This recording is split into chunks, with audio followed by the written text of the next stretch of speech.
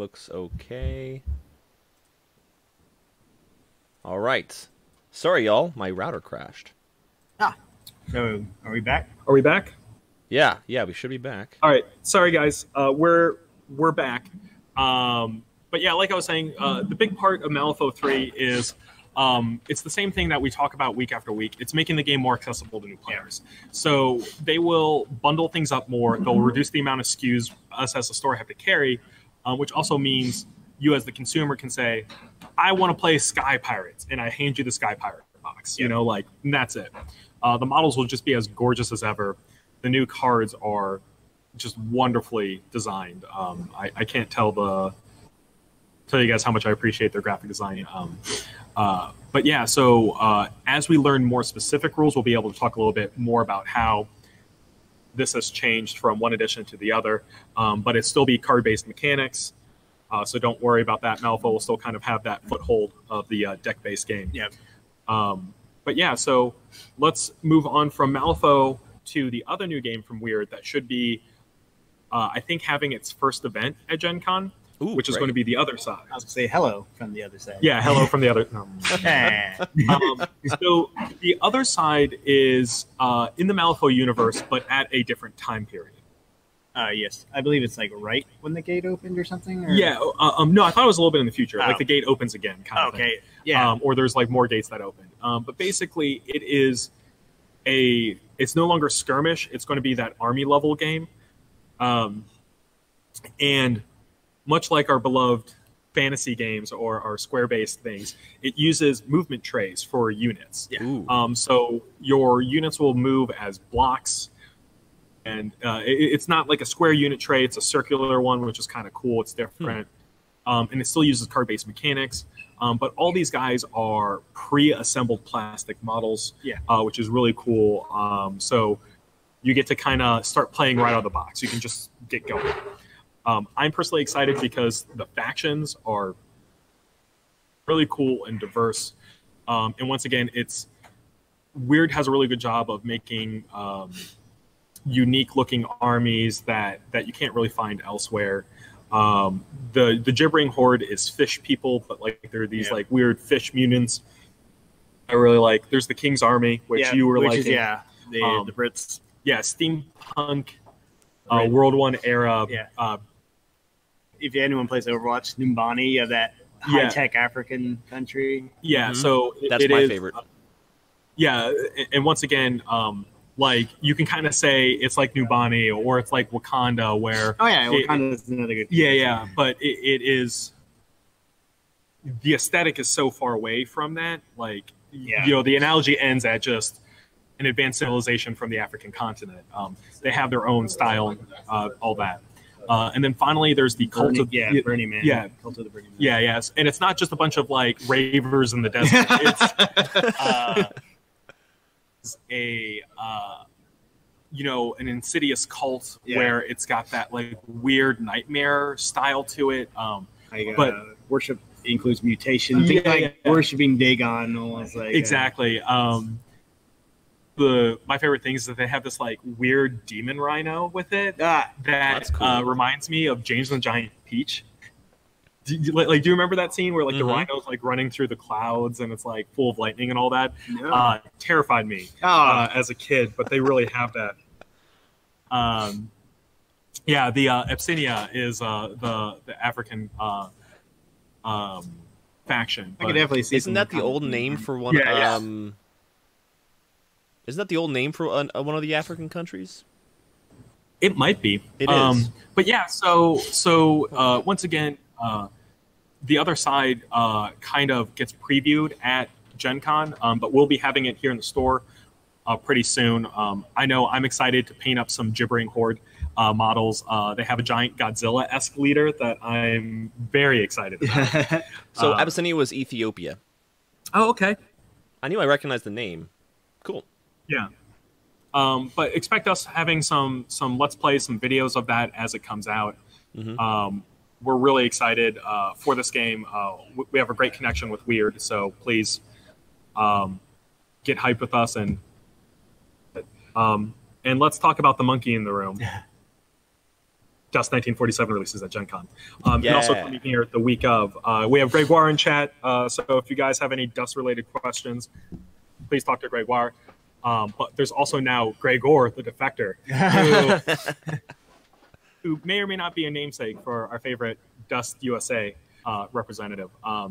But yeah, there's a bunch of new releases from Dust coming out at Gen Con, and there'll also be kind of previewing off a lot of the things that are coming out through the rest of the year. But we have all those releases arriving here at the same time as Gen Con, so you don't need a Ninja Shopper. We will have it here. Grab. I know our pre-orders on Gregor, excuse me. It's already gigantic. We have both the primed model, and then we also have the premium model all coming in. So it is. I mean, there's other releases besides that, but the monkey's going to take the cake, even though I don't like monkeys. But it is an absolutely phenomenal release cycle. Like, it's one of those things where if you guys don't pay attention to Dust, what are you doing? Because these releases, the pre-primed, pre-assembled plastic models are really second to none in the market. They're gorgeous troops in minis. I have the Mythos Cult, and I can't wait for the Avatar of Cthulhu. Have you seen this? He's gigantic. Is he the one with the pillars around him? Yes, yeah. He's got like all the mouths on him and like eyeballs. It looks absolutely gorgeous, and I can't wait to paint that up and run him around on the board. Once again, we'll be doing a Dust event, I believe, on it'll be Jim's farewell. So Jim Godin is moving back to France, but if you want to have an opportunity to play with him at least one last time, or at least come say hi. I'm really sad that I'm going to Gen Con and I won't be able to hang out with him, but he will be here at the store. So come play games, come say goodbye to Jim, and do what would make him the happiest, play Dust with him. Yeah. And from Dust and Cthulhu, we're going to move to... I was going to go to Monsterpocalypse because... Oh, yeah, that's a good idea. We'll do X-Wing last. Yeah. So proper segue. Monsterpocalypse is also releasing... it's doing a soft release at Gen Con, and we will have our starter sets the beginning of September. So I will be at Gen Con on the floor learning Monsterpocalypse, playing in events, showing you guys off all the new fancy models and rules. With that, they have the Brugosh model, which is a Cthulhu-inspired monster slamming down a distillery. The entire distillery. Yeah, the entire distillery. So MonPoc is releasing early September. I don't think we have a set release date for it, but it'll be the first couple weeks of September. We have a bunch of the starters coming in. We already have a lot of pre-orders in MonPoc, which I think you should be. It's a phenomenal game. It's really fun and easy to play. It actually, for those who like Dust, I think you'll find a home with MonPoc as well. Yeah. Because it's a great base game. The dice mechanics are fairly simple. The rules are easy to grasp, but have a lot of depth for you to master. And the price point's not bad. The starter set's $45, and then like unit expansions are $20 to $25. Yeah. And additional monsters are going to be around the same thing. And you only need 2 monsters, and I think up to 25 units. You get 5 units per box, so it's pretty easy to get up. And then what's the bookkeeping like? Do you know? The bookkeeping's really simple. So each box you buy has the stat cards for whatever unit you have. Outside of that, you need the rule book, and that's it.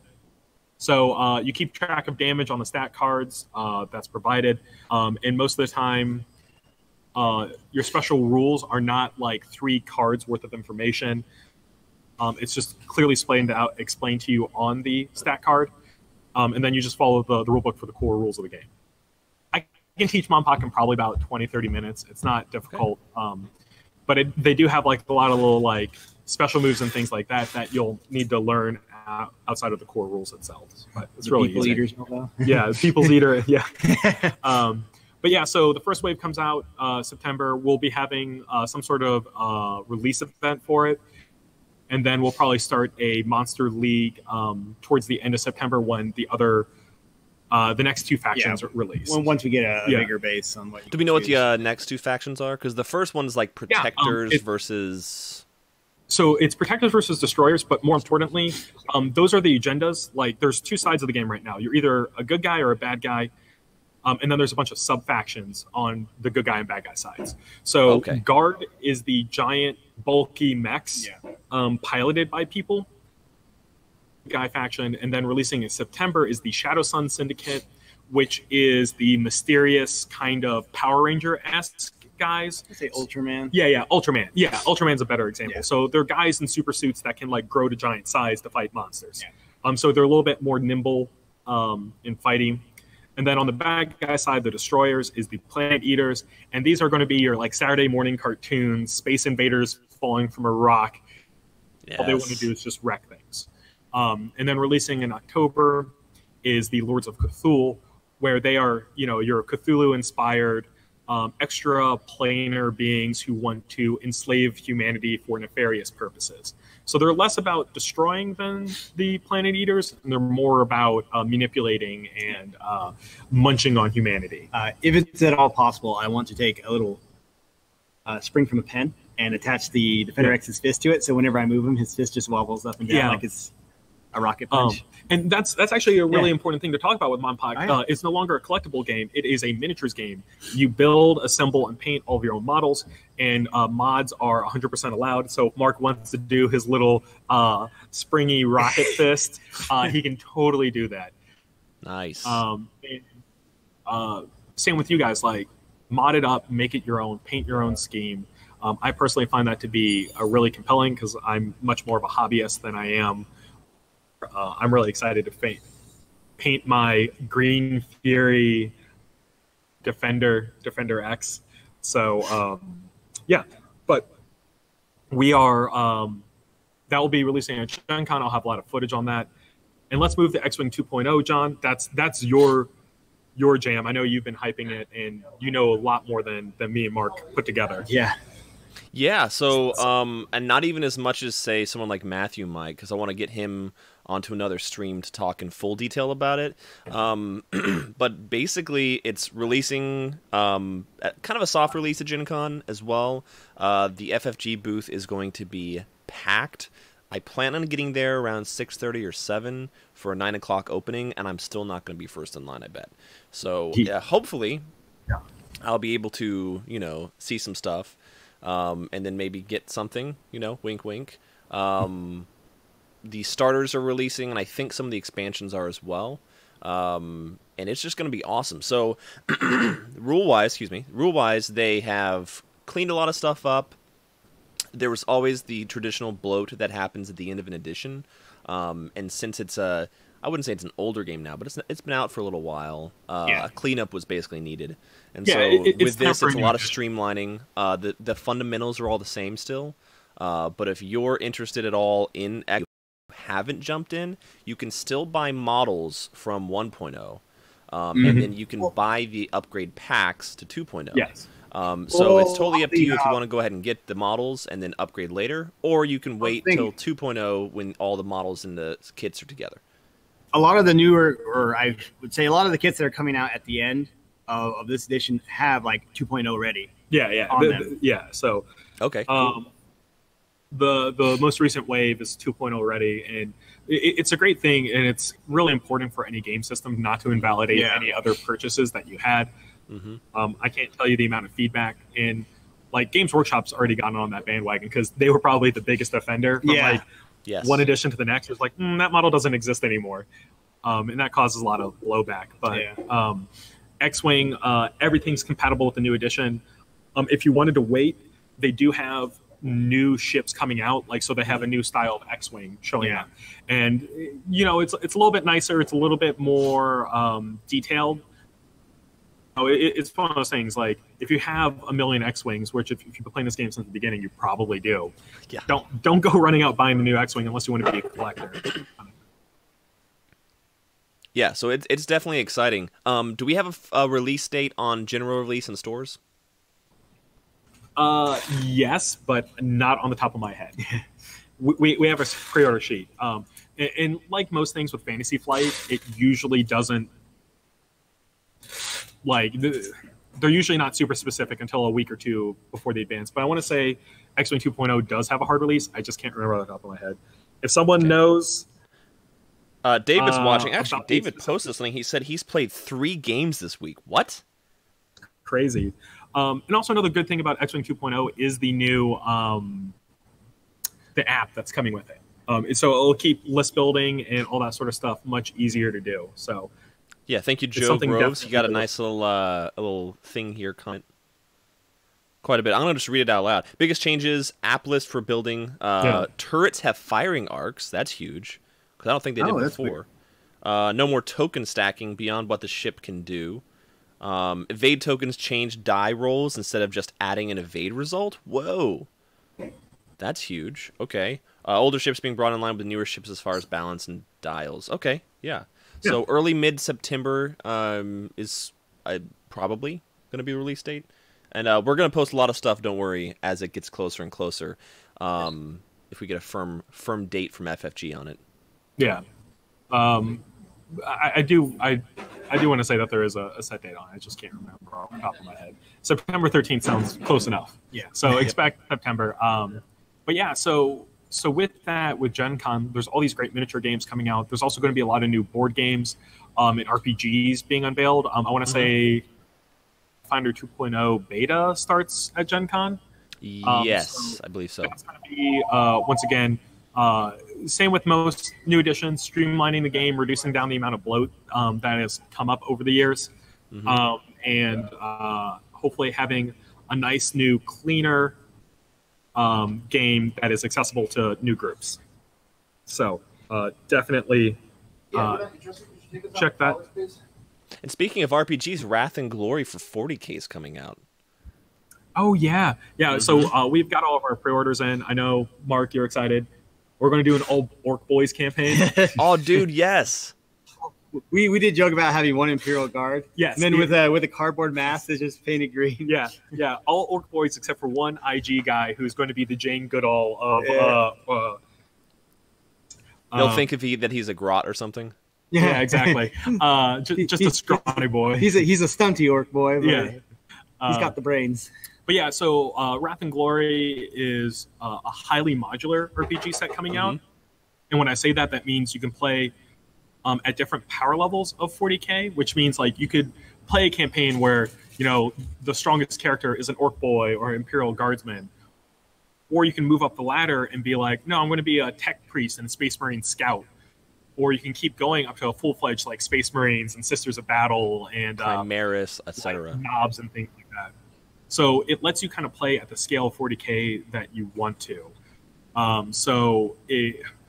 You know, they're not going to diminish the power of Space Marines, so everyone can kind of play the same class or the same things that they want to do, but they'll have it at different power levels. So I think that's a really good system. Yeah.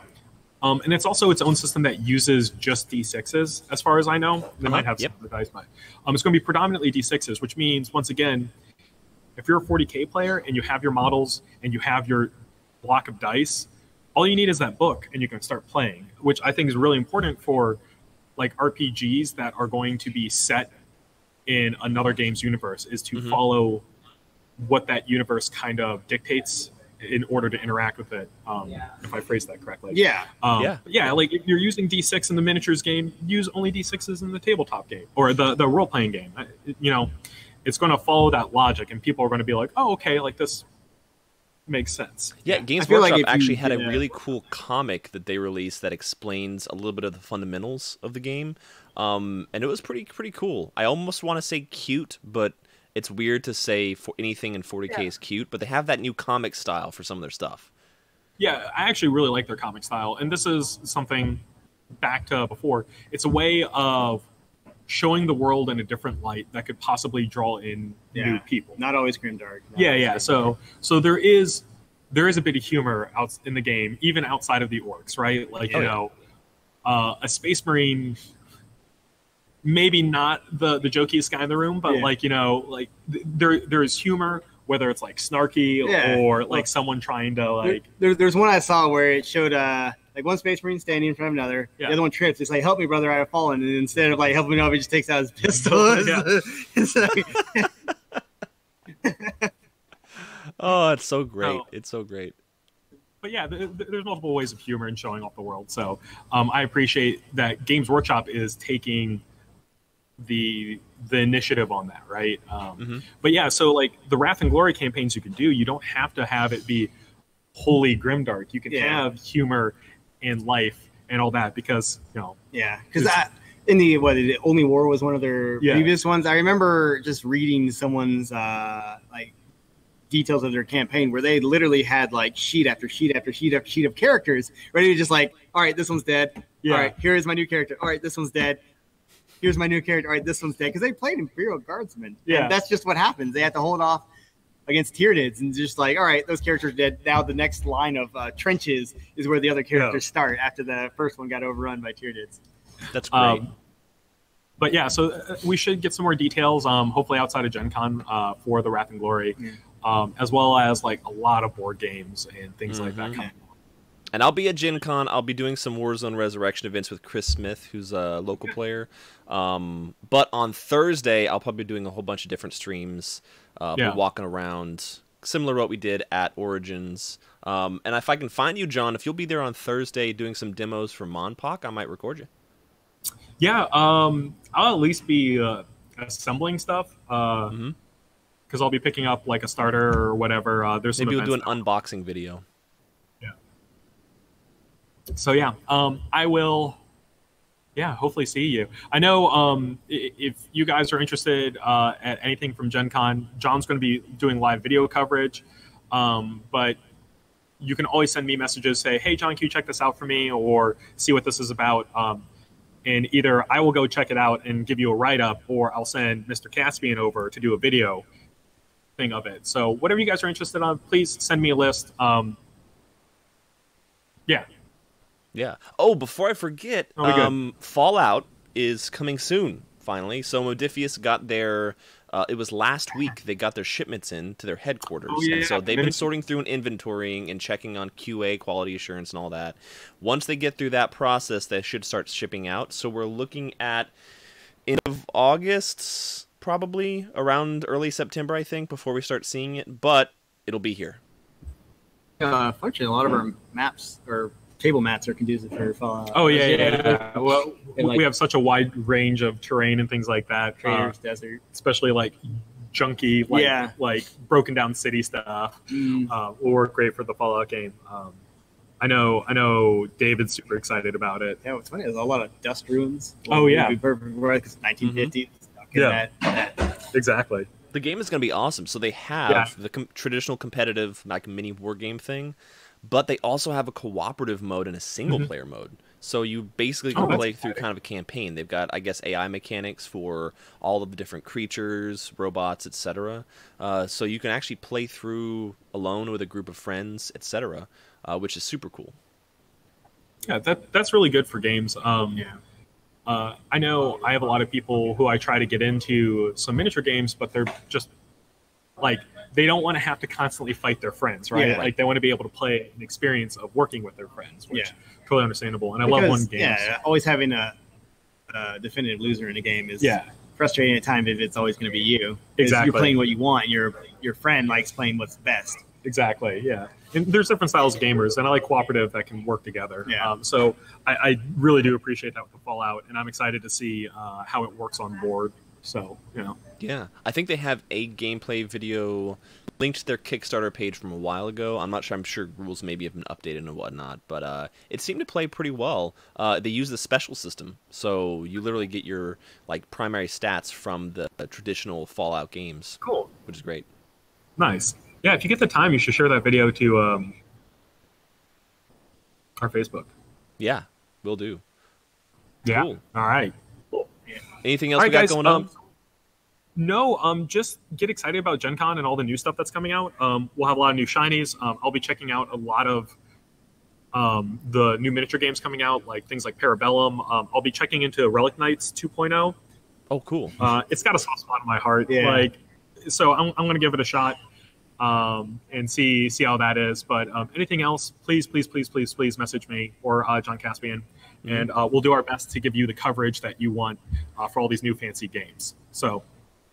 Saturday, tomorrow, Kill Team released.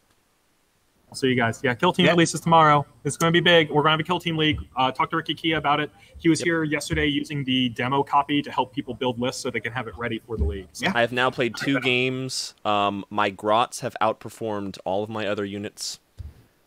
Like, for real. I even just put an Orc head on my Grot.